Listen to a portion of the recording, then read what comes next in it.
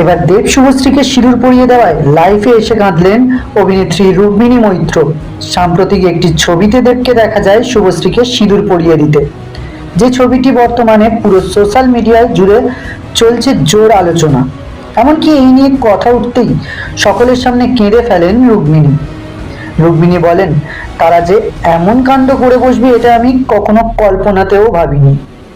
এরপর তিনি বলেন, আমার মনের অবস্থা বর্তমানে কেমন নিশ্চয়ই আপনারা বুঝতে পারছেন, তাই আপনাদেরকে নতুন করে আমার বলার কিছুই নেই। এদিকে রুক্মিণীর কষ্ট দিয়ে দেবের এমন আচরণ নিয়ে মোটেও সন্তুষ্ট নন তার ভক্তরা, যার কারণে তারা দেবকে নিয়ে একের পর এক নেগেটিভ মন্তব্য করে যাচ্ছেন। তো বন্ধুরা, এভাবে রুক্মিণীকে কষ্ট দিয়ে দেব কি ঠিক করেছেন নাকি ভুল? আপনার মতামতটি অবশ্যই কমেন্ট করে জানাবেন। ভিডিওটি ভালো লাগলে লাইক ও শেয়ার করবেন এবং নতুন নতুন ভিডিও পেতে অবশ্যই চ্যানেলটি সাবস্ক্রাইব করবেন। ভিডিওটি শেষ পর্যন্ত দেখার জন্য অনেক ধন্যবাদ।